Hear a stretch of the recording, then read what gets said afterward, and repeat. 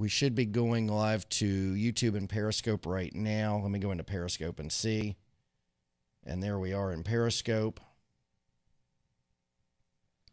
Let me turn on YouTube or Facebook. I'm hearing a hum. Now I'm not hearing it as much. I don't hear a hum at all.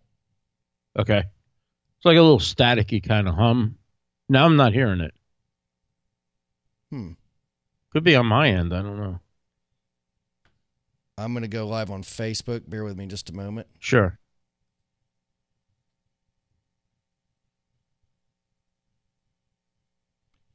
Folks on Periscope that have joined, this is a quadcast, so bear with me while I get a few things going here. I'm going to make sure Facebook went live. There we are on Facebook. Feel free to share it if you'd like. Sure.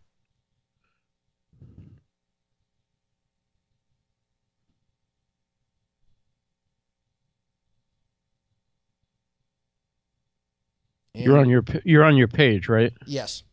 So we are now live on 4 platforms. We're live on Periscope, YouTube, Facebook, and Instagram Live. And folks, we are live video live and live video shenanigans, primetime shenanigans with Ross Brand this evening. Ross was with us last week. He's been doing some major updates to his studio, and we're going to talk about that tonight and how exciting it is to do these updates and what it takes to figure these things out. Ross has been on Facebook some today and we've been doing a lot of private messaging behind the scenes to determine what he was going to get for his live video studio next. He's doing some interesting things and upping the quality of various aspects of his broadcast, and he's having fun with it, and I'm excited for him because I've jumped through these same hoops myself. So without any further ado, let me bring my friend Ross Brand in. Hey, how you doing, Ross? Hey, Todd. Thanks for having me on. Absolutely. The mayor of live streaming. He is hard at work, as I said, with some major upgrades to his studio. Ross, why don't you tell us what you're doing this week? So, you know, we have certain issues with live streaming, right? And one of the issues, if you don't have either a dedicated machine to stream from or you don't have a powerful desktop, and I have a really good laptop. It's an i7 MacBook Pro, probably a year and a half old. And I would have thought that would be more than enough for me to run Wirecast, stream, record, maybe bring in a guest on Skype. And to be honest, it pushes the CPU too close to the limit when I do that. And so I've been playing around with bear with me one second. I just want to share it on my page. Sorry Absolutely. to break up the rhythm. Take your time.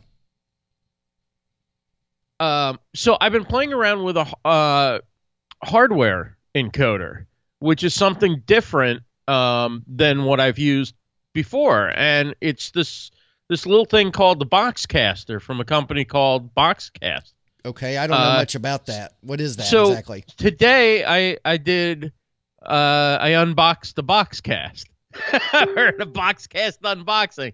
So the Boxcaster is basically, it allows, instead of your encoding, which is what we call when you stream, right? You stream, your video has to be encoded and streamed out, right?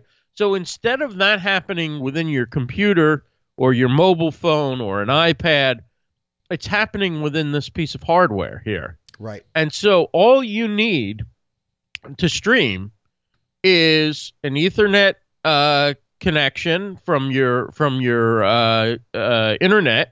Now, you could go in with Wi-Fi as well, but I wouldn't recommend that.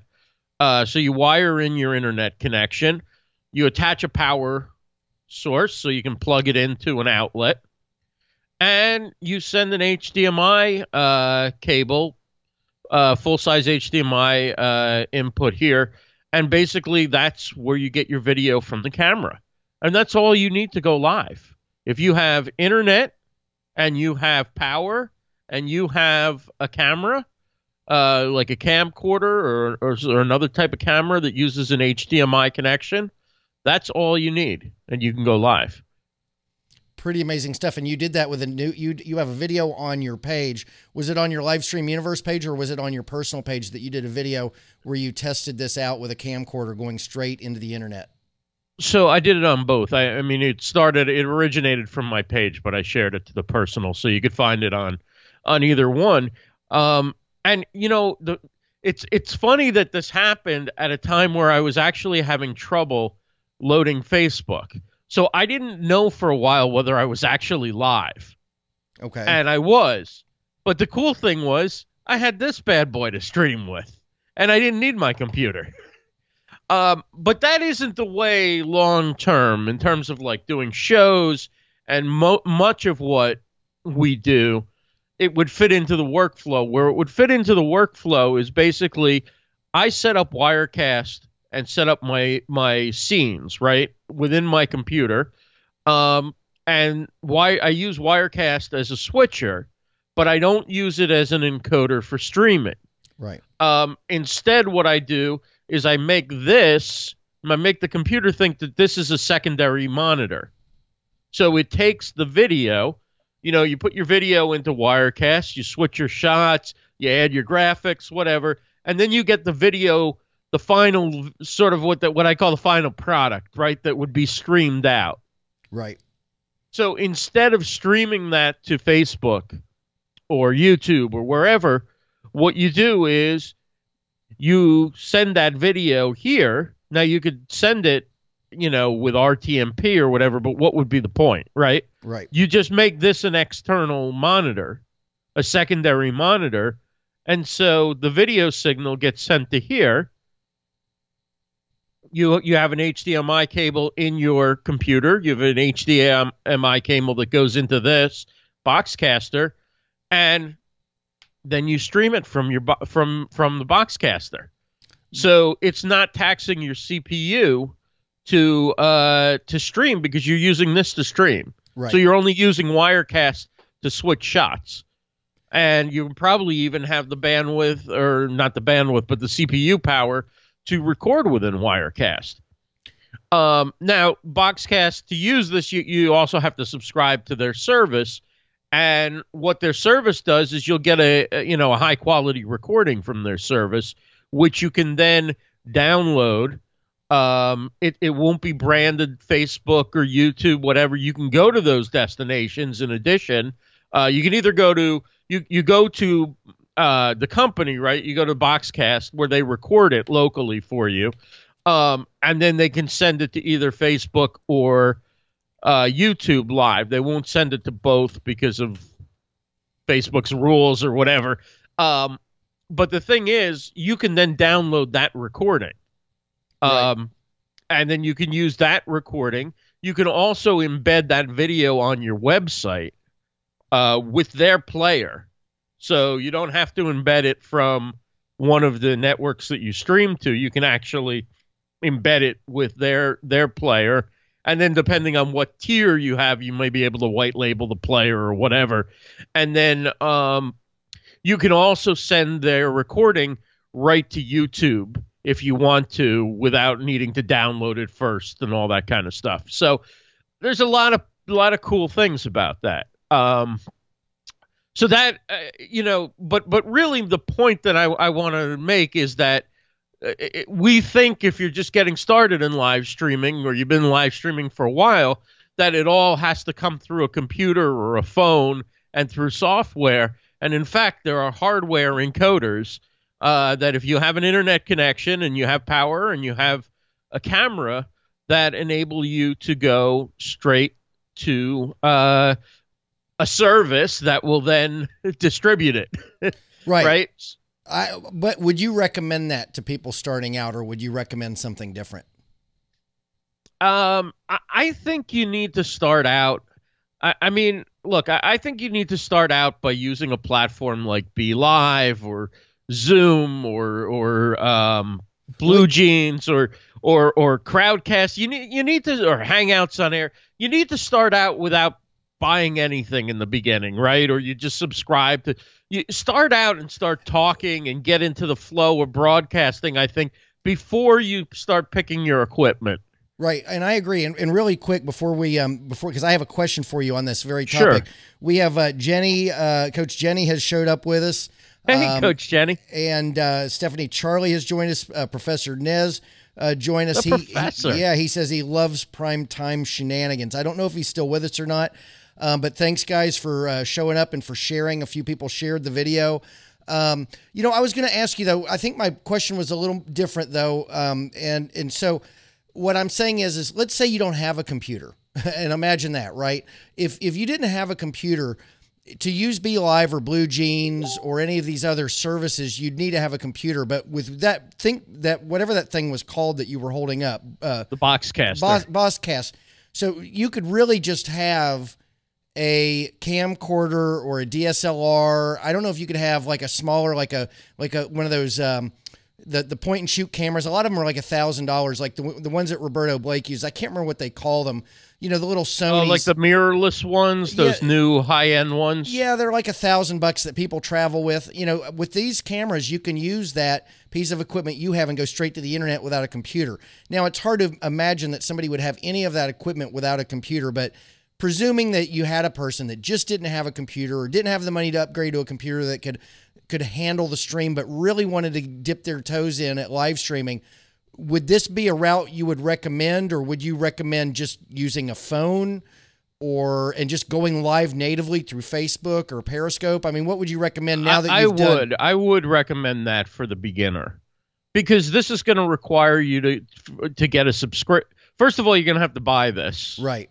Okay, so it's $500, about $495, I think, for the standard level, the one that I have. And then you're going to need to subscribe at a minimum. I think it's $99 a month is the entry level plan. And then, it goes up, I don't know, $100 a month will get you recordings and other things.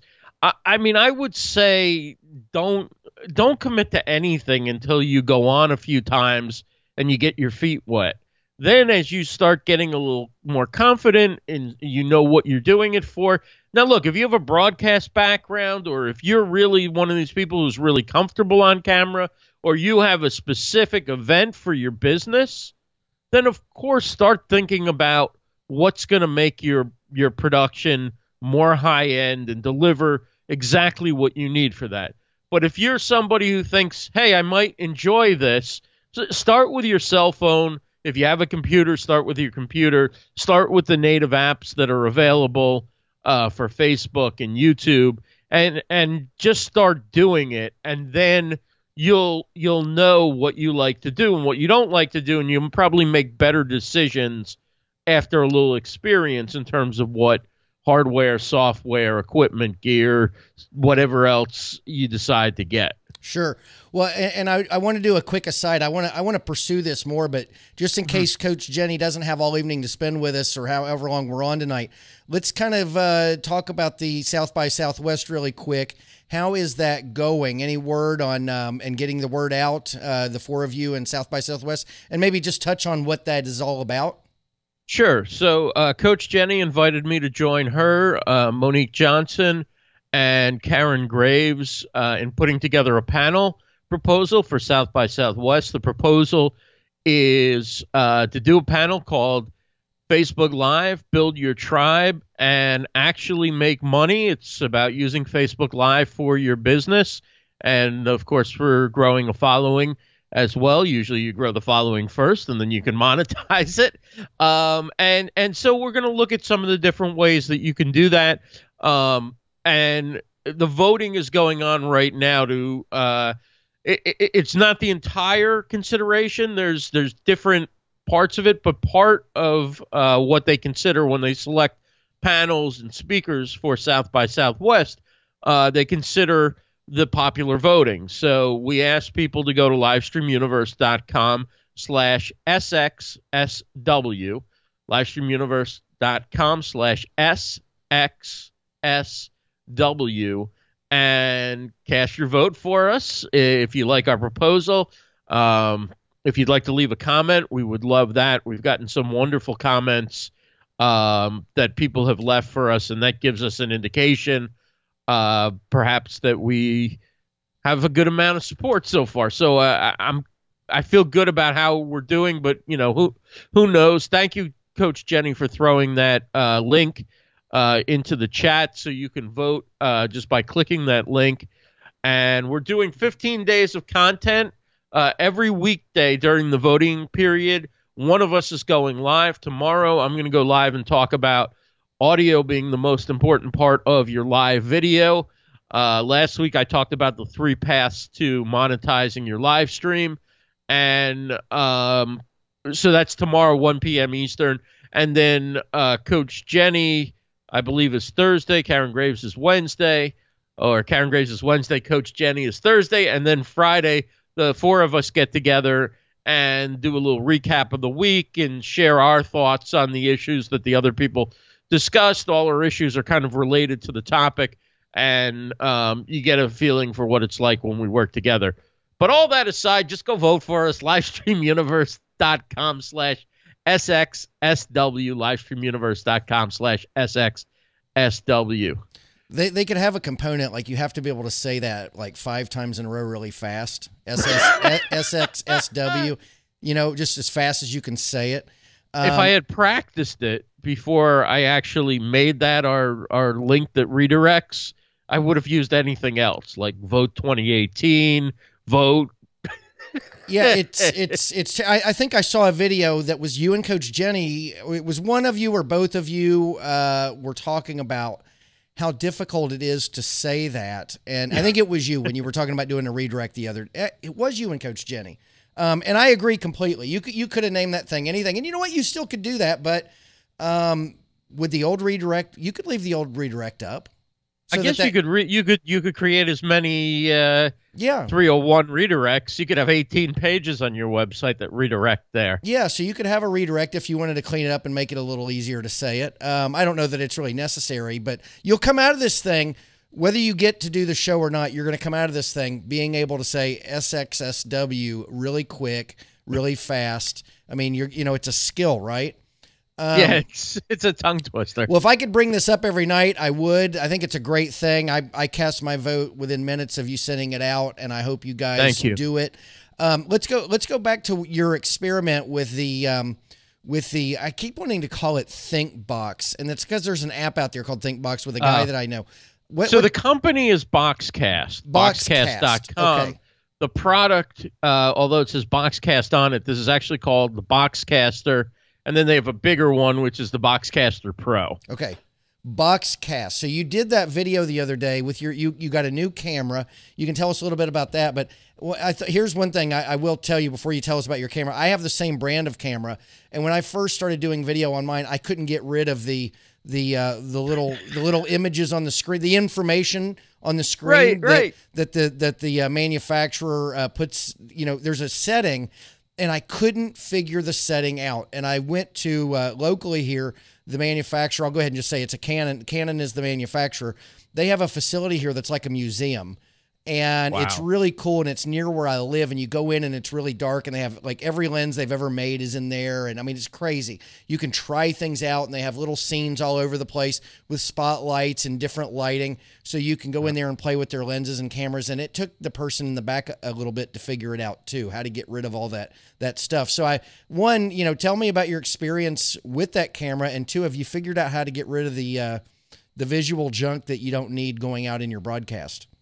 Well, I haven't yet. Here's the camera. It's a nice little compact video camera, and the picture's really nice.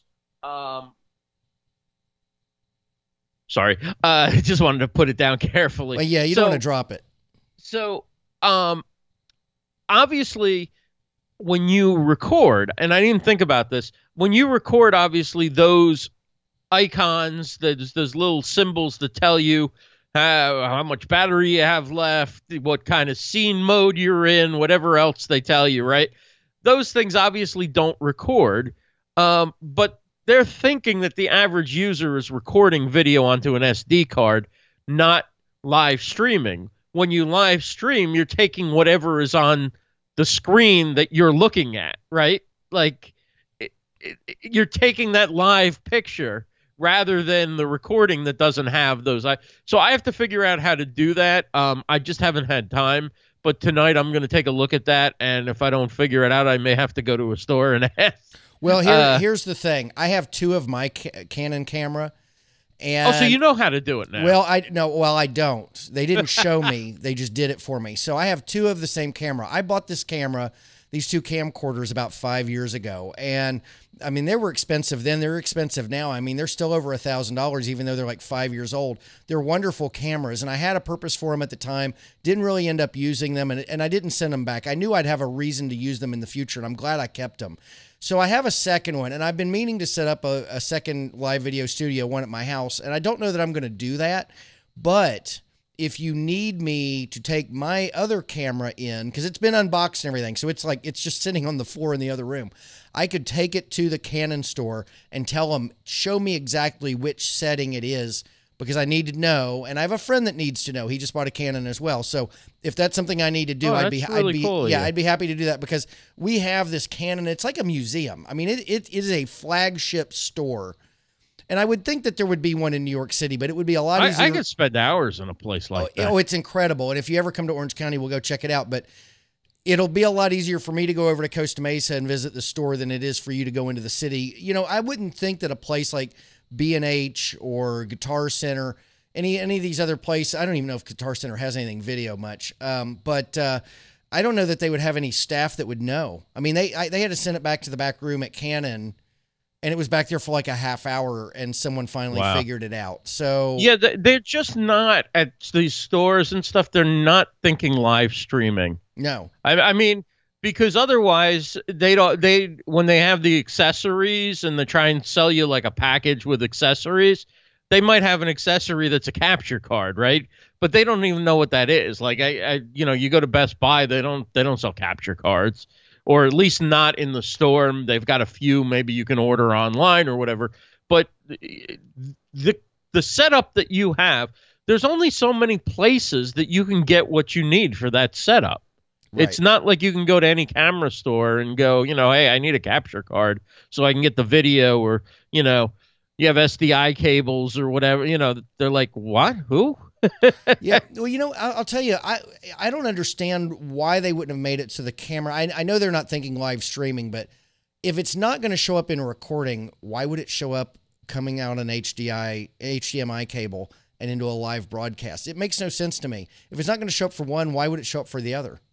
Like once you plug the HDMI cable in, then it shouldn't show up anymore. Well, no, it's not that. It's because they're just thinking that you're recording somewhere. Right, you're not live streaming your screen. But I wouldn't. Why would that information go out to the world anyway? No matter how you might use this camera. You're right. Right. It doesn't make any sense. No, because the only place, if you're able to record without it, why can't you stream without that information going out? Well, the other thing is that information's absolutely worthless to a viewer. Right. Only the operator of the camera needs to see it. So any fashion in which the information is leaving the camera, why would that information go with it? It makes no sense to me. I have no idea. And I wonder if it's simply related to Canon as a brand, and that's what their cameras do, or if it's something that it's just with all these cameras. But and the default settings are that it's going to go out on your stream. So I had that little box that chased my face around too. You're right. Why would you want that? I mean, there isn't anybody that would want that in their first. Like no. You're sending people home to be frustrated the first time they use your product. It doesn't really make sense when you think about it. That's exactly right. I want to thank too. We had Marietta Danella. I don't know Marietta. That's a new name Marietta. For me. Do you know her? Yeah, she's hangs out in the live stream community. She was on Blab. Awesome. Well, she just shared us out, and 5 others did as well. I know you and I shared out. Cool.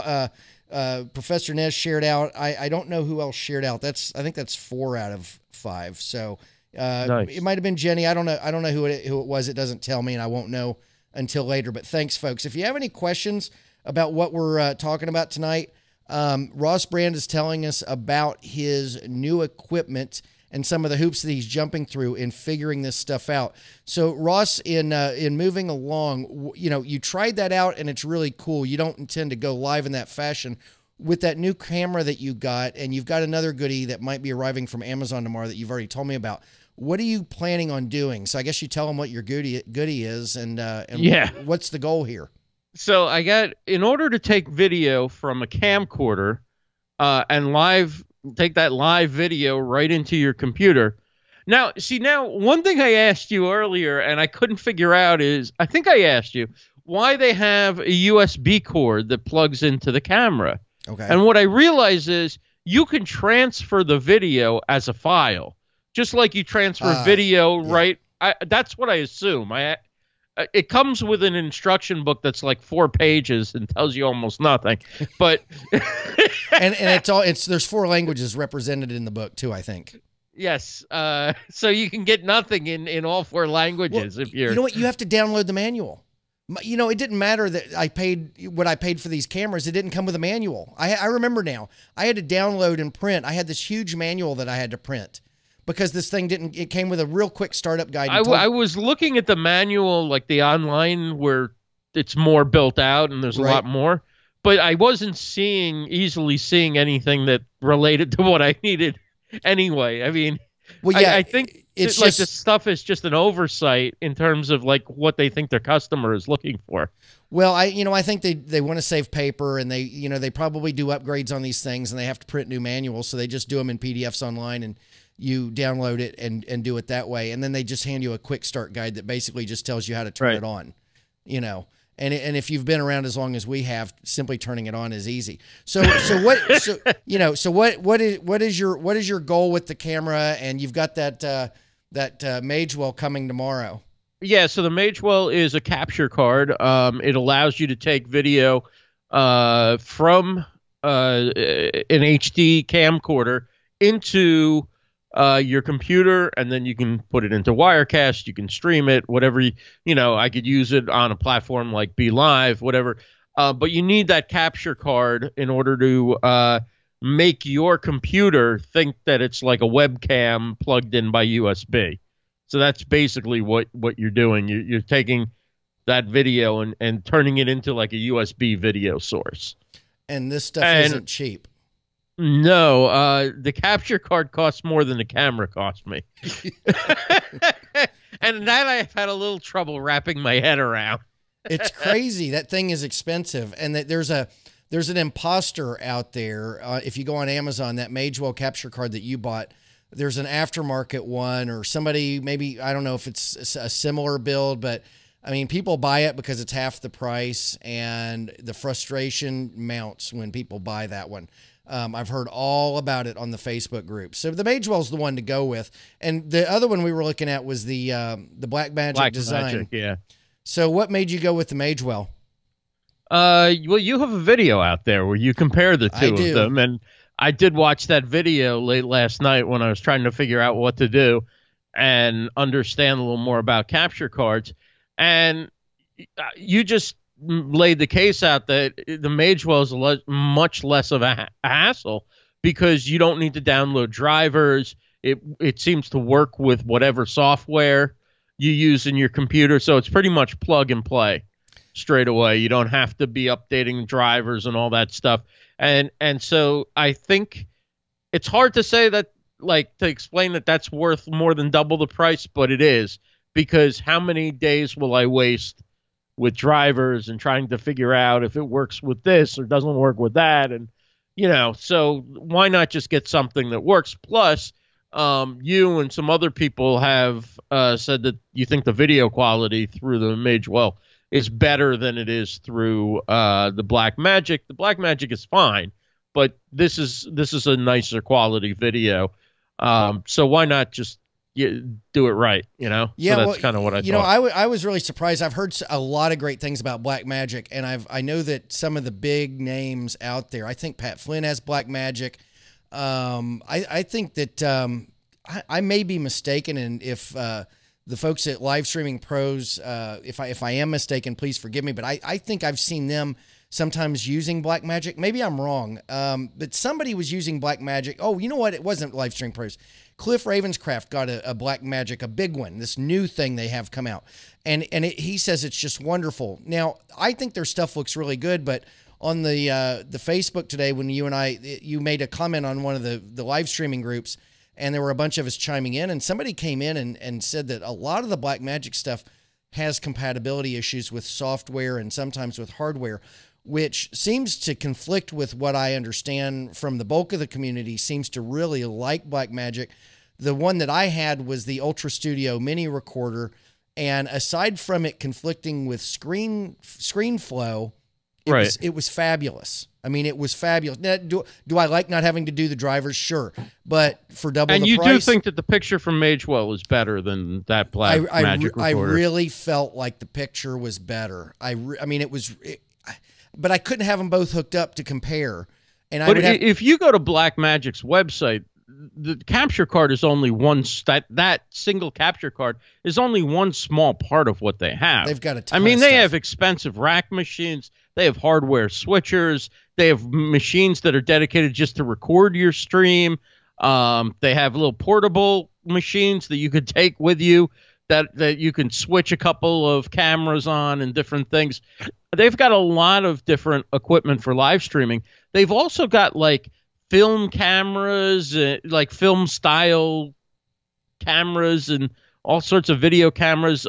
Jeff Adams was showing me today. He was on my show, and I asked him to give a tour because he's got a full studio setup that's unbelievable. And he was showing a camera that was a Blackmagic camera, and he said like you could shoot like an indie film or something on this thing. So I think that, you know, if he's using Blackmagic products, he's been around a while. He's worked with a lot of good people. I'm sure that has value. Absolutely. To it, or he wouldn't have invested in it. Absolutely. I mean, I would not buy Blackmagic stuff because my Ultra Studio mini recorder wouldn't jive with ScreenFlow. That really is trivial in the big scheme of things. Right. Because, I mean, you can't expect your equipment to work with everything. And I think that's one of the things when you're in live streaming and when you're in audio, whether you're doing podcasting or whatever, I mean, there's just going to be compatibility issues. There's going to be things that work really well with other things and things that are kind of mediocre. And that's just because something isn't jiving, you know, just because, like I said, just because Blackmagic, that one item isn't jiving with ScreenFlow. So what? I mean, even Steven said that it's not necessarily a Blackmagic issue. He said that ScreenFlow wasn't written to work with the capture cards. And it just so happens that the Magewell works with it by a fluke, or, you know, I don't know the tech behind it, but he said that ScreenFlow wasn't designed to work with a capture card, which that even seems kind of odd because it allows for me to bring that input in.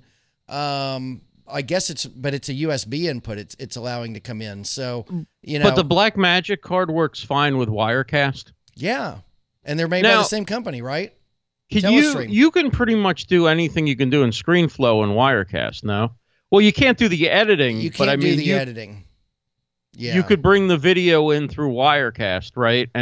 But you can't edit it. And so it's like it's a lot of steps, I guess. Yeah, it's a lot of steps. I think here's what I like, and I just started filming a digital product last week, and I need to get my butt on it this week too. But what I found was with ScreenFlow, if I want to go, because I have the Magewell capture card, I have 3 of them, so I had to buy 3 of these things. But I only need 1 for what I'm doing for this one project. But if I want to bring that video into ScreenFlow, I can do that and record it in there, and then I can bring the slides in and have the slides show while I'm talking about that particular slide. But what I've found to be better is that in Wirecast, I can import like 25 slides at once in numerical order, and I can record, you know, right into, and I can do my own switching right inside as I'm recording my digital product. So if I want to go from one slide to the next, I just grab my mouse and click the next slide and just keep talking. And, you know, if I want to create some dead spaces in between the audio so that it makes it easy for me to go back and clip it and that sort of a thing, I can do that in ScreenFlow, and I can import the video into ScreenFlow and do all that. But I'm liking Wirecast for for the creation part of it. And I guess I'll, you know, I don't think I'll use ScreenFlow for the creation at all. But you use it for the editing. For the editing. Yeah. Do you use any other editing software, or is ScreenFlow pretty much what you use for everything? First of all, I haven't edited a whole lot of video ever. ScreenFlow is just very easy to learn right out of the gate. And if there's something that you don't know, you can go on YouTube and find it just like anything else. I do have Adobe Creative Cloud. I've been a subscriber to Creative Cloud for like 5 or 6 years. So I have, and I have the $50 a month plan. I've had it all this time. And I have Premiere, I think it's Premiere Pro. I have not started teaching myself Premiere Pro yet, but that's coming. And I imagine that Premiere Pro can do infinitely more than ScreenFlow can do. It's just not, you know, it's not beginner level stuff. And I'm going to work with ScreenFlow, get comfortable with that. And probably a lot of what I learned in ScreenFlow will carry over to Premiere Pro. I'll teach myself Premiere Pro as time permits, but those are the two that I have. How about yourself? Now, when you, I have iMovie, and that's what I use. People love it, and I probably have that too. It comes on a Mac, right? Yeah, it's not bad. The only thing is, I find if you put in like transitions, and you make certain cuts around where you put the transitions in. When you put the transition in, or you put a lower third or something in, or captions, it will go back and take some of that audio that you cut. Okay. And it'll come back. Ooh. And it should be like, I know that in a program like ScreenFlow, when you cut something, it's gone. Like, it's precise. Now, maybe I need to use like the precision editor. You know, I mean, all these things are like, how can we save time in doing these things? And so, like, how many steps do I need to take to make it to that next level? Now I anticipate my cut before, or I'll leave a little space if it's something I'm recording. And now, one thing I want to ask you is, when you use the camcorder for your live streams, do you record on like an SD card when you in the camcorder, or no? No, if I'm going to record it, I record it in Wirecast, and that takes more CPU. And I think when I'm not recording my CPU right now, tonight it's been right around 33 to 36%. If I record it as well, it's going to bump up to about 45 or 46%. I don't record everything because I'm sending the signal out to everywhere I would send the recording.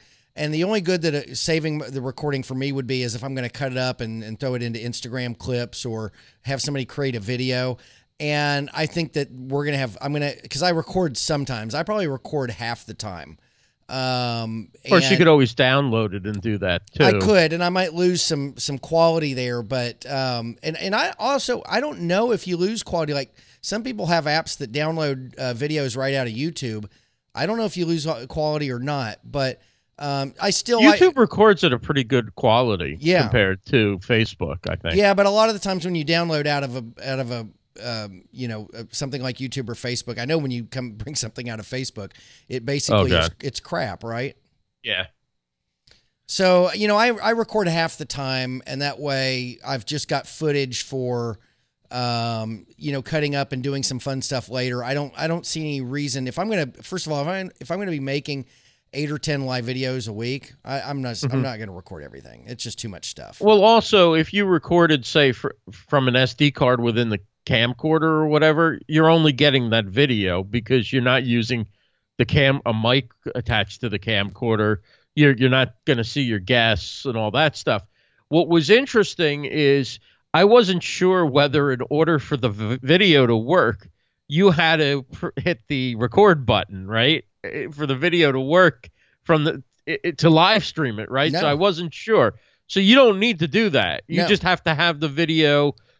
It just, what you see is what you get, right? Yeah, you turn it on, and my camera requires you to have a card in it. You can't, if you don't have a card in it, it just goes nuts telling you put a card in, you need a card. So you have to have a card in there, and it could be the cheapest SD card with no space on it whatsoever. It just has to have a card in the slot. It's like driving a car without the seatbelt on, and it's going to chime nonstop.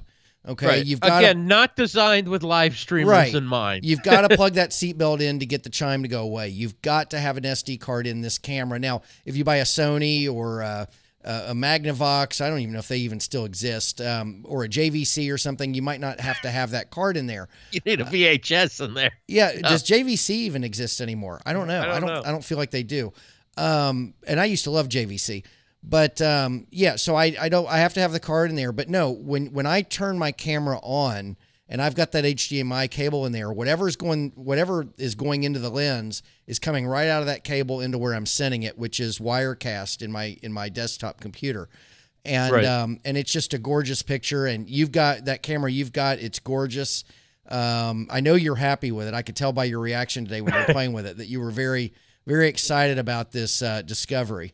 Well, I mean, like when I look down at Facebook, right, and you look at the side by side, and I mean, obviously you've got terrific lighting, and I've got like one little lamp to my right that's on right now, but still the clarity of your picture versus the fuzziness of my picture, and I'm just using a built-in webcam. I also have an external, but if for whatever reason the computer's not reading it, and I'm not getting that to work. But obviously the camcorder with a capture card and all that is going to go beyond what I could do with any webcam, I think. But what was interesting was not only how shocked I was by the quality with the camcorder and the stability of the streaming from the Boxcaster, but I recorded it on the SD card, right? Right. So only because I thought I had to, but now I have the video without all those icons on it, and so I've already taken the SD card, put it into my computer, taken the file, and now I could put that file into iMovie or any other program, and I can edit that. You know, I could add in like a title or something that talks about what the video's about and whatever, and cut out some of the spaces where I was figuring out whether I was on the air or not, and then upload it to YouTube without all that stuff on it. Absolutely. So, I mean, it's kind of cool when you think about the importance of why you want to have recordings and backup and different things. I mean, this was like a happy accident. And also it only works because I didn't have a microphone plugged in or I was just using the camcorder and its built-in microphone. But with this Boxcaster, I can actually take like an XLR microphone and get an adapter and run it into the RCA ports. Nice.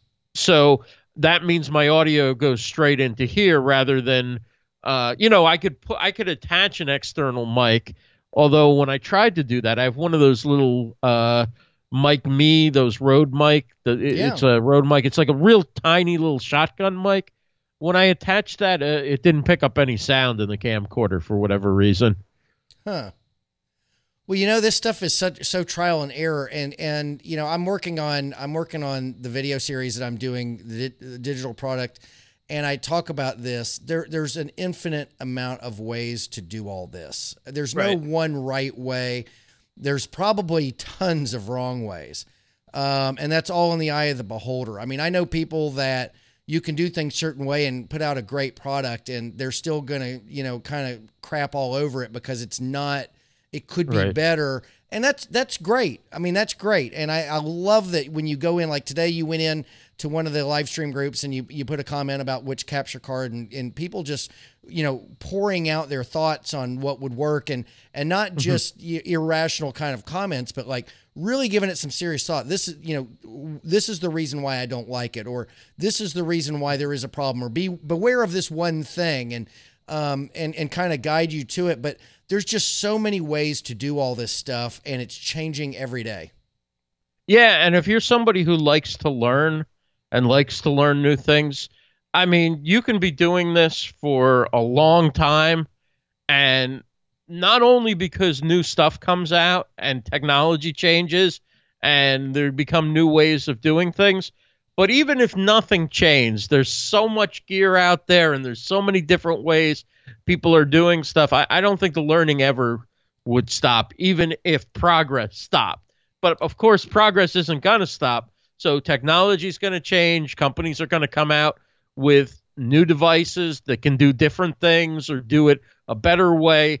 but then they also like every time you upgrade something or you get something new, you need something else to work. Like you get 2 or 3 more parts, right? Like you get a camcorder, now you got to get HDMI cables, you got to get a capture card. Like each step you take isn't just a little step. You've got a lot more moving parts now you've got to have in place. And if any of those parts aren't in place, then you don't get the benefit of that upgrade. Well, and none of the brochures and very little online tells you what all you need. So you get the camcorder. You a lot of people, I don't think I realized it well, first of all, when I got the camcorder, I wasn't doing live video. But when I pulled the camcorder out of the box, I figured I would have everything I need to plug it into a computer and go live. I mean, that makes sense, right? The way technology is. You would think, right? I didn't know I'd need a capture card. I didn't know I think I actually had an HDMI cord, double-ended cord with my camcorder. I can't remember, but I mean, you're right. There's always something more. And with this whole studio that I have, it was constant trips to Guitar Center and constant boxes back and forth to Amazon. And believe me, I sent a lot back because I would try things.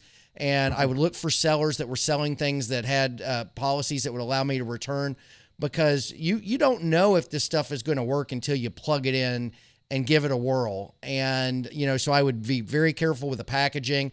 I would even save all the little twisty ties on cords so I could do everything I could to package it up and send it back the way I had bought and got it, you know, send it to them the way I had received it. Because if you're teaching yourself this stuff, it ain't going to happen on your first stab at it.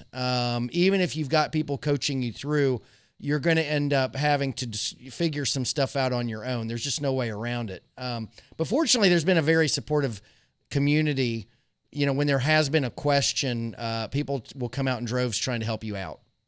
Yeah, I mean, people are excited when they figure this stuff out and they know the challenge that they went through, and they know you're going to get it eventually. So it's nice to help people along the way and share some of the knowledge that you've acquired in doing this stuff. And it's kind of cool to see that people aren't just like, nah, I'm not going to help you. You know, they want to help. They're not going to come over and like set it up and fix it up, but you know, to lend you a little insight on, you know, which product is better or why they use one over the other, things like that. That can make a big difference in savings of time and money. But I totally hear you about the return policy, because when I got the camcorder, I asked if there was a restocking fee, and they're like, well, some of our cameras have and some don't or whatever. So I was like, well, let's check to see what the policy is on the one I'm buying, because I'm not giving you 15% of this if it doesn't work for me. Yeah, well, you know, and I'll tell you that I don't think they have a lot of video equipment. I mentioned Guitar Center earlier. Guitar Center saved my butt constantly. It was so, I mean, I had never been in a Guitar Center ever.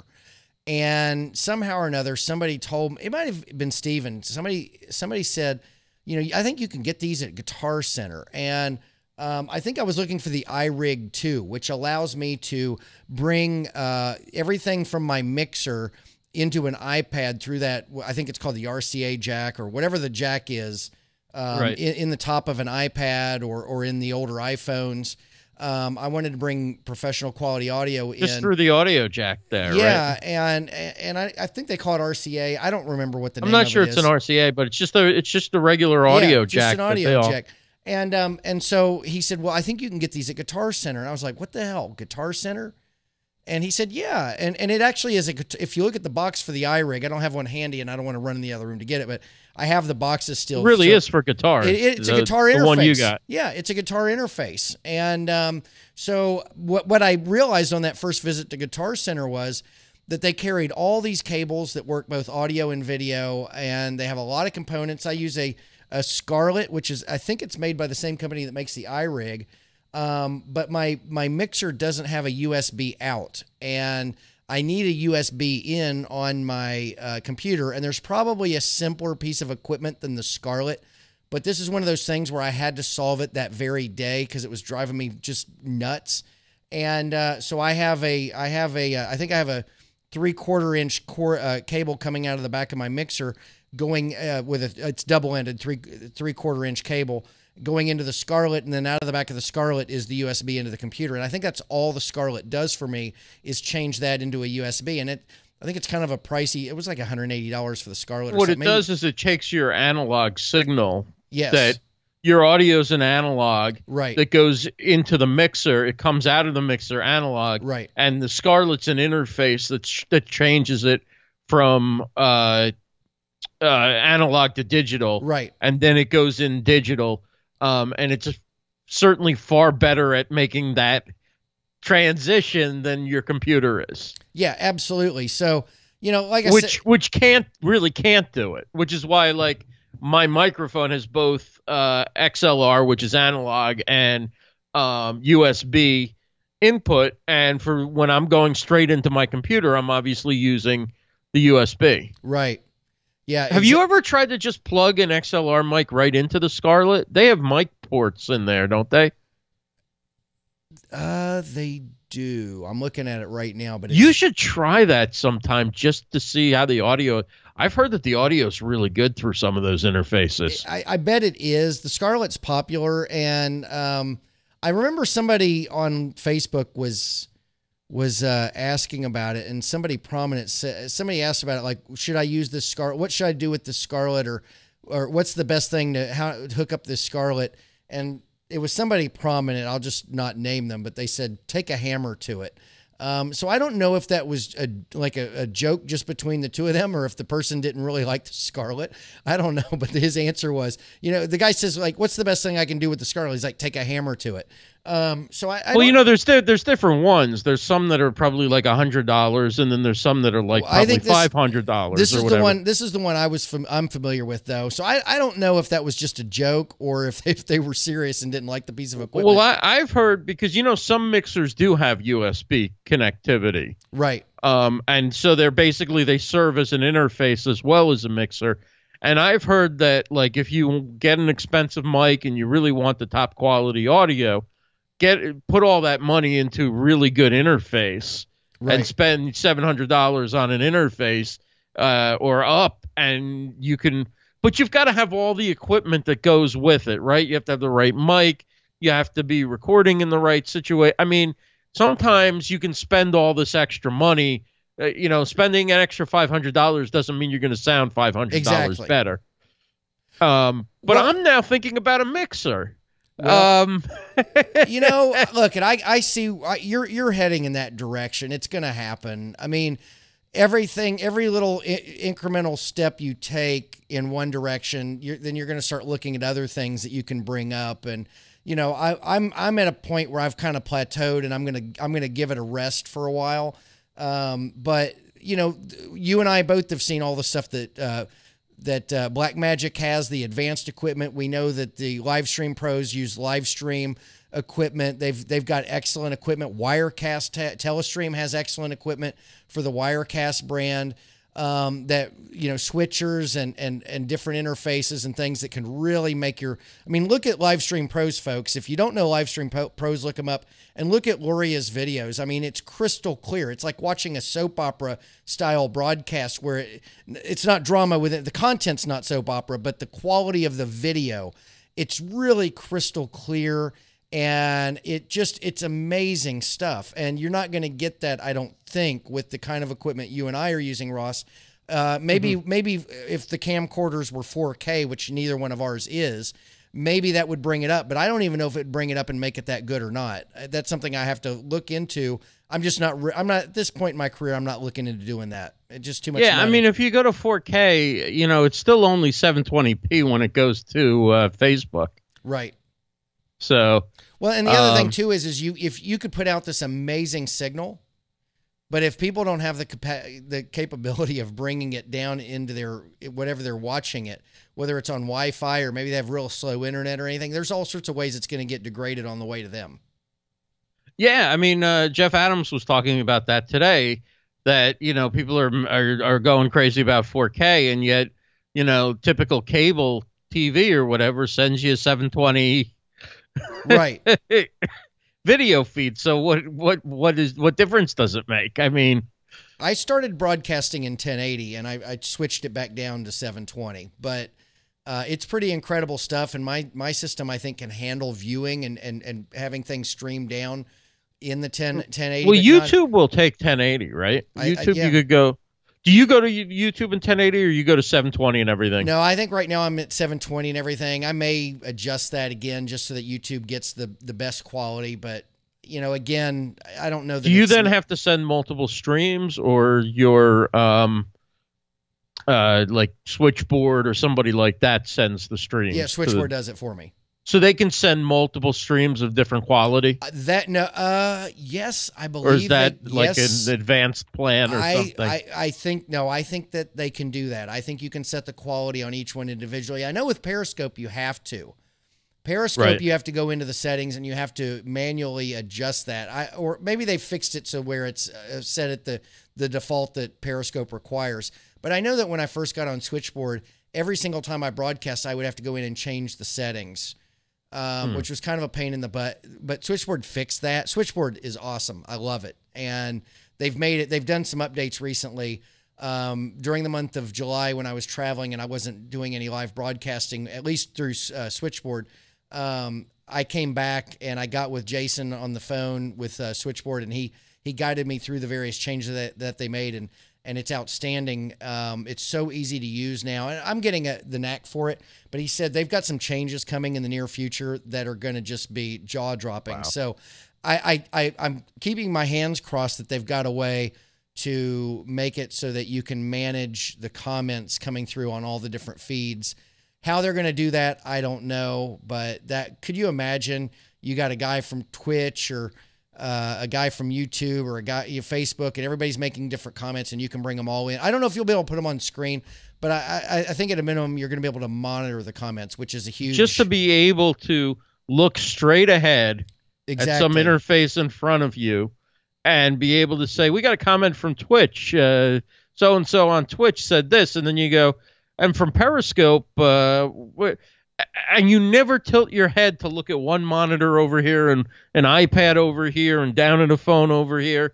I mean, or you just end up ignoring 3 of the 4 platforms or whatever, where now, I mean, it's just a game changer because the person on every one of those platforms thinks you're talking to them. Exactly. Instead of your audience think, well, he only pays attention to Facebook and we're kind of like peeping in on the show. And nobody really likes to feel that way. Well, the worst is when, like, you have a host go, wait, I'm going to take a look at the comments on Facebook now, and they turn around and you're basically turning your back on the rest of your audience. The solution to this is you have a monitor. Like, I have directly in front of me the camcorder, and I know where I need to look on the camcorder in order for it to appear that I'm looking at the viewer. Because there's a couple lenses here going, and there's a specific place where I have to look. And it took me a couple of times broadcasting to figure this out. In fact, when I'm talking to you, I can't look at the camera that would allow me to make you think I'm looking at you because that's down below. But what would be ideal is, and you're still going to be, it's going to be noticeable that you're looking away, because I notice when people on the news are looking at the teleprompter, I can tell when they're reading it. Right. And so, you know, ideally I would have another monitor behind my camcorder, elevated above through where I could see it through my Diva ring light, this big ring light I have that my camcorder sits in the middle of. And then I would be able to just look up. So my head would never turn and my eyes would just go up and down a little bit. And that would still be noticeable. And I think as long as you're doing switching and as long as you're doing anything live that's not rehearsed, there's going to be some looking away one way or the other. So right now, like, I have my Facebook comments are on my cell phone. And because I have Skype enlarged, hell, I could talk for an hour about why I do what I do. But it's when you start adding multiple streams, it gets a little crazy. But I can manage all the comments except for YouTube right now, and hopefully Switchboard solves that one issue. I don't have any. I don't think I have any live viewers on YouTube at this point in time. It'd be nice, but I don't think they're there at this point. It's fascinating, your setup, because I didn't really think about that. But you look to me watching you on Skype, you're sending a different camera feed to me. Yes. So that's why it always looks like you're looking up. Yes. When I'm watching you from Skype. But when I move to look at Facebook, your head is right level. You're looking right at the audience. Yeah. You're looking right at me. It's like such a difference. And Yeah, it's just wild. It's just you've got a lot of things going on there. It took a while to figure it out, and I don't like not being able to look directly at my guests when I'm talking to them, but I have to be able to look at the whoever might be watching the video, Right. and I think the guests understand that. Ideally, you know, when I bought I have 3 of those capture cards, and when I created the loop that I created for the audio and the video, I had this assumption, and I knew it was foolish to think that it would work this way, but I had this idea that you would see the screen that you're looking at if you look at your Facebook on a tablet, or, you know, when you look and you see me looking, I was expecting you to see that. You don't see that. Now, I need to find out how I can make it so you see that, and that's it. Within Skype, I think I can do that. I keep forgetting to do that. And maybe we'll hook up one day where we're not truly on the air and try to figure that one out. But I would love for you to be able to just look at your computer screen and see what it is going on for the rest of the world. Right. The downside of that is you won't see, like with Facebook, you still won't see comments. So I don't know that it really is worth I mean, that's why it's been kind of a low priority for me to figure that out, because there's only a little bit of value in doing that anyway. Yeah, I mean, I think your guest understands it's one person, and they are seeing you, so they feel engaged. They're hearing you. That's all that really matters. I don't think it really matters that much that it's worth like disrupting your whole workflow over. Yeah, exactly. And that's the thing. You've got to find a workflow and stick with it for a while, or you're going to drive yourself nuts. And I think that I'm going to give myself to the end of the year with the current setup before I even start thinking about changing anything. I mean, it's about as good as it can get for now. I'm not overly concerned about it. But the biggest things for me were good audio, good video. The audio would sync properly. I realized in fighting that, because I had terrible syncing issues in the beginning. A lot of that had to do with Wi-Fi. A lot of that had to do with a laptop that couldn't handle it. So I got the Ethernet connection going. I got the desktop with all the bells and whistles so it could handle it. And every once in a while, the audio doesn't drive. That's not anything I can control. There's things out there that have to do with the internet, that have to do with my connection to the world, with the world's connection to me, whatever, that are going to affect the synchronization problems if they ever exist. You just can't nail that one to 100% certainty. And I learned that. So, you know, as long as I know that like 99, 95, 85% of the time, you're going to get good sync, as long as the audio and the video is there, I think everything comes in, you know, it's all there. Yeah. I think you're doing great. I think you got an awesome setup, and you got a nice studio and great video quality. The audio's really been pretty good from the beginning. I mean, I don't think you've ever really had audio problems when you've been live. You had some figuring out how to integrate the audio into this much larger setup than just what you would have for a podcast or whatever. But the quality from the beginning has been good. You got a great microphone. You got a great recorder that you use when you want to make a podcast out of something. I mean, you're ready. You. I mean, you just, now you're churning out the content because you're at where you wanted to get to before you wanted to commit to the content like that. You wanted to get your studio and up to speed. In hindsight, the blood, sweat, and tears, and thank you for all the props. I really appreciate it. I've worked hard for, you know, building all this. I've spent a lot of money I probably shouldn't have spent, but I wanted to figure it out. And it's still, I mean, it's top of the line as far as most of us go, but I mean, there's way more we could, you know, I could take this and it just gets silly, but you know, we'll see where it goes. But I think we all will grow in, you know, as we can. But in hindsight, I wish I would have shared more of the frustrations that went with my journey. I should have broadcast more and talked about what I was taking back and why and what I was trying next. And that might have made for great content. I know a lot of big content creators, they tell you, you know, don't wait till you get all the right stuff. Just go ahead and hit the play button. I agree with that completely. But on the other hand, I sympathize with the people who are who struggle to create content while they build their system out, because it's really frustrating and it's maddening sometimes. and you spend, you can spend a lot of time sorting out something that should, if you knew where to look, or if you knew the right person, could be a 5-minute fix, and that could be a 3 or a 4-day ordeal. And when you're trying to build something with really good video, really good audio, you want to do your own switching, you've got to figure out all this stuff. I mean, it's a real pain in the butt, and it's a good learning experience. But going live on a regular, and I would play with things on a daily basis, and I just didn't feel like going live every day with the latest drama. It would sound like a wine fest. Yeah, you got to do what's right for you. I mean, and the other thing is, it wasn't like you were starting at zero and doing this climb where you could document sort of a straight line. You already had an established podcast that was very professionally done, that you had, lots of guests on and stuff like that. So it's natural to feel like, okay, you've got this very polished product out there. Now I want to show that I'm struggling to get something on the air because I've got some of these new moving parts or whatever. I mean, I kind of get it. It's like you've already set a standard, and now it felt like it was stepping down if you didn't at least were able to stay at that standard. And when you added those new parts, things got complicated. And it didn't necessarily hit that standard right at that time if you had gone live with it. So I understand it. I mean, I didn't want to go to Facebook Live when I was doing other platforms and was making the decision to go to Facebook Live. I wasn't going to go to Facebook Live at less than what people have gotten used to. Take a step back and go to Facebook Live. I don't see what the point of that was, right?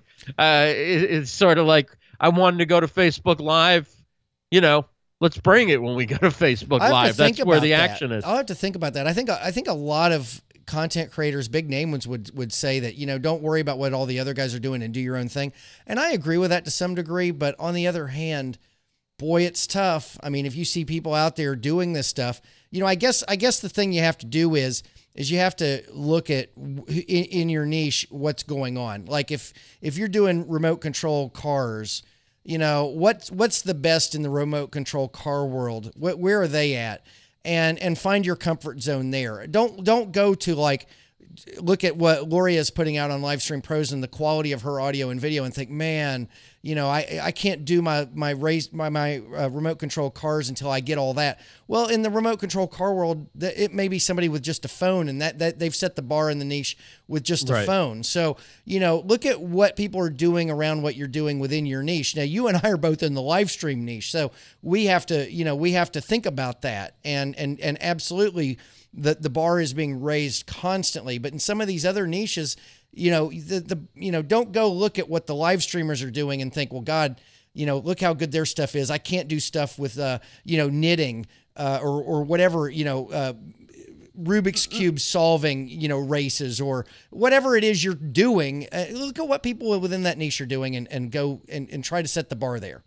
Right. If your goal is, to do programming, right? Like you want to have a tremendous show, right? Of course you want to shoot for a higher level of production and have the best show you can have. And that may mean stepping up a level in terms of your production and stuff like that. But if you're using, say, live streaming, we're not talking about a series or a show, a recurring show, but you're using it in order to engage your customers, in order to onboard new customers or show a new product or answer questions after a crisis or something like that. Nobody cares about the production quality on something like, you don't want it to be so amateurish that a major polished brand comes off looking like a joke. But nobody cares if if it's network TV quality or not. They care that you get out there and you get the message out there as soon as possible, that you understand your customer, you understand what their fears are and their concerns. You've addressed those. You've shown you're listening. So I think it depends on what you're doing with this.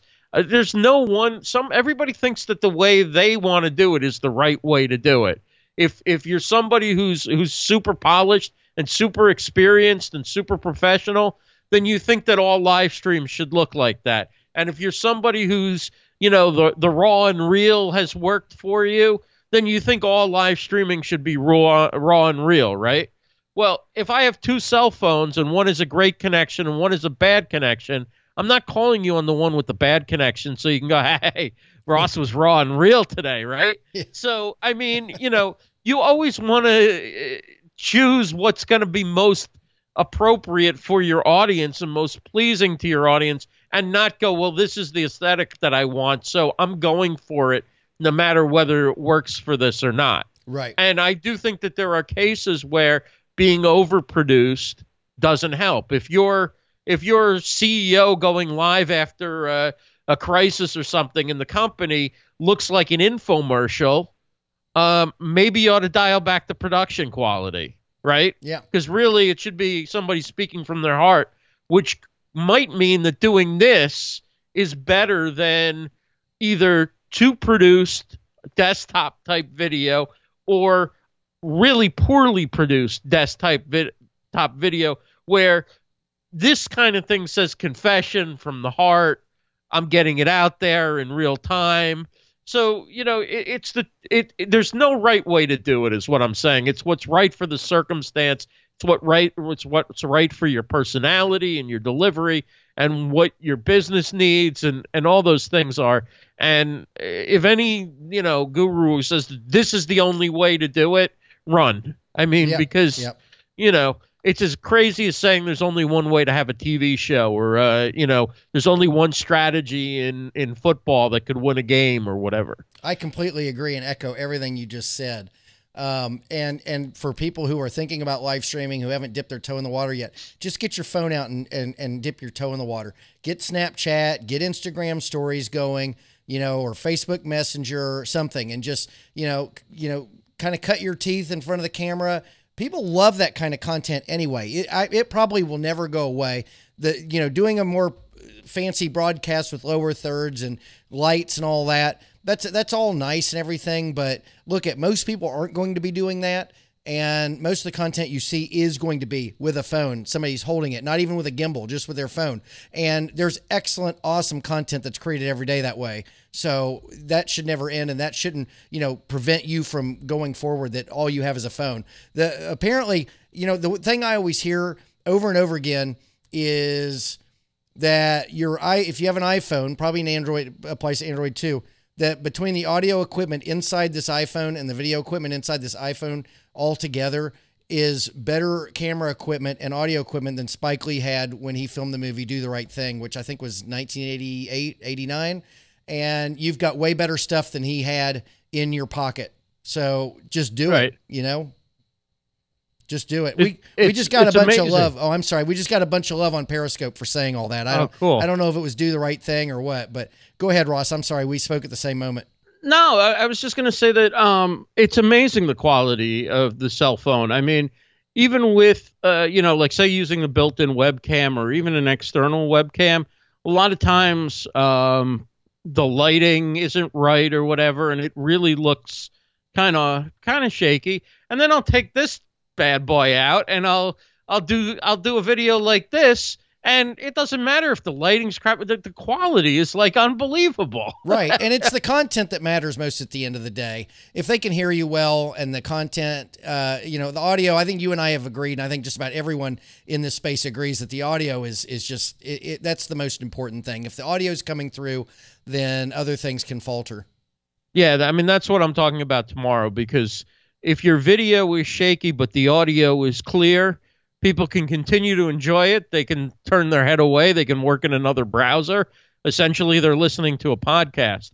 If, the audio is bad, but the video is great, how long can they just stay watching mouths move on the screen? It gets, it's just not, it really, you need to think of this to a large degree like radio, like talking on the phone.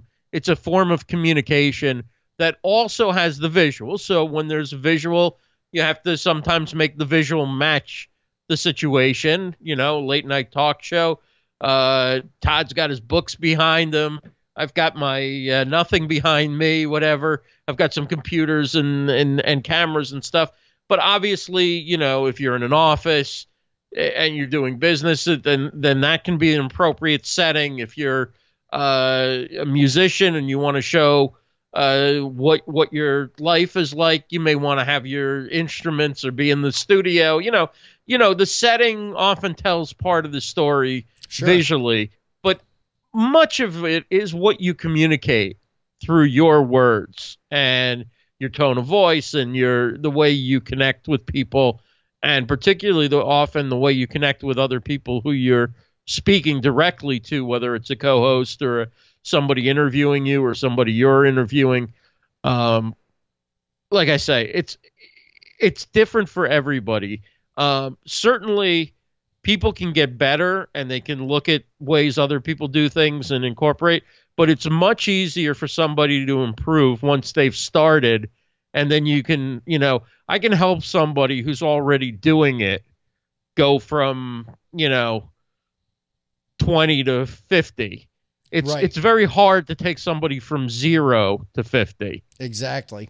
Because if you have no body of work to look at, and you can say, okay, your business is X, so now you need to talk about something related to X, but it doesn't have to be exactly X. Right. But without somebody already starting, how do you see what content really works with their personality, and how they can relate to people, and what, somebody who's already doing it, you can tell, are they funny? Are they more informational? Are they somebody who's very good at dealing with problems and taking questions? Like, what kind of person is this? How do they come across? Right. How can they polish up that game and play to their strengths? But you got to see something. Otherwise, it's all theory. And, that's what a lot of people are basically. It's easy to sell theory, right? It's easy to sell, you should do X, Y, Z, right? These are the 10 steps to going live. And, there's nothing wrong with that. We all need a guide in the beginning, right? Right. But ultimately, it's got to be a customized approach for somebody to improve. Yeah. Whether they're improving themselves based on who they feel they are and what they need for their show or their business or whatever, or it's a coach working with them and helping them get to where they need to be. But it has to be ultimately a customized approach. The best practices or the 10 steps, you need a guide if you've never done it before. But ultimately, that's not where the magic happens. The magic happens where somebody finds their sweet spot, what they're good at, and how that connects with their personality. And then they bring some broadcasting skills and some social media know-how and a little bit of tech into play. And then you've really got things working. Yeah, I agree with you completely. And customizing, in everything that I do or that you do, we could cookie cutter it and set somebody up, and they're still going to have to customize it. They're going to have to find things that work for them in everything, their delivery, their shtick, how they get their people, how they do their equipment, how they manage their equipment.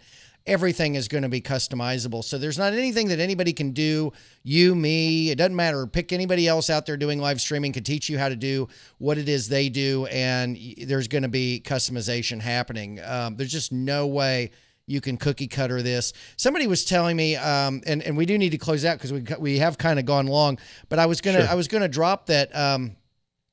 Gosh, I forget who I was watching, or maybe I was having a conversation with somebody, but they had mentioned that, they can't wait till a point where all this is like you hit one button. And this, I probably shouldn't bring this up because it's a whole nother discussion, and maybe we'll save the discussion for the next time we get on. But I want you to think about it in the meantime, and we'll talk about it next time. But so you've got one button, and you can, or maybe 3 buttons, and you hit them all, and you're hitting YouTube, Instagram, Facebook, everything, and you're getting a recording, and you're getting the video, and I don't ever see that. I think there's too many competing interests. I think there's the interest in selling software. There's the interest in selling services. There's the interest in selling hardware. There's competitive interests between Facebook and YouTube and Periscope, which is Twitter. Right.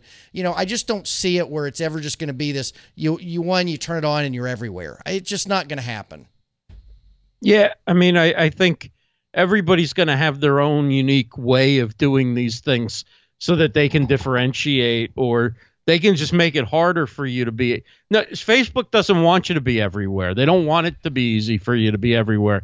They want you to be on Facebook until going to Facebook is the same as going on the internet. Right. That's what they want. And Google and YouTube, they don't want you hanging out on Facebook. They want you on their platform. So there's no incentive for them to make it so that it can be an easy process to go to all of the above. Right. So yeah, I kind of agree with you on that. You know, just to double back real quick on what we were talking about. That's why it's, again, so important to go live before you invest in equipment, because only once you go live will you see how your unique personality and what you bring to this will fit with the way this sort of thing can come together. And it's not maybe the most artful way to say this, but one of the reasons why, you know, you shouldn't go out and buy all this, like buy a whole bunch of equipment if you don't know what you want to do yet. Go live first. Use the tools that are out there. Just, you know, get yourself headphones, have something you can talk into, earbuds, maybe an inexpensive microphone, whatever. Because what happens if you get this desktop set up and then you find that what you do best is take a cell phone and walk around your office and share stories, or, you know, you think you're going to go mobile and you get all this fancy mobile equipment, and then you find that really your skill is long form talk shows and interviews and things like that. It's not jumping up on people, you know, hey, here we are, tell me your story, or walking down the street and keeping a chat going by yourself, but it's one-on-one interviews or something like that. So until you go live enough to know what clicks with you, right? Like when I got into radio, I thought I was going to do music. And I was about a show and a half into it when I realized that I was a whole lot better at talk than I was at being a DJ. Not to mention that it opened all these doors. But anyway, I had somebody on, talked with them, and it was like that was the end of my illusion that I was going to do anything with music. Right. And from then on, I've been in talk radio. Well, you know, had I had bought all this equipment related to being a DJ, I could have basically just thrown it all in the garbage.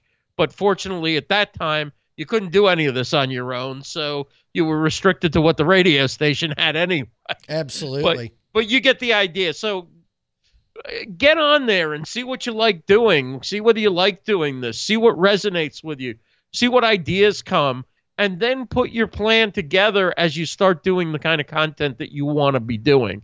And then you'll know what you need. You'll start to know what microphone, what software, what hardware, what location, what your studio should look like if you even have a studio.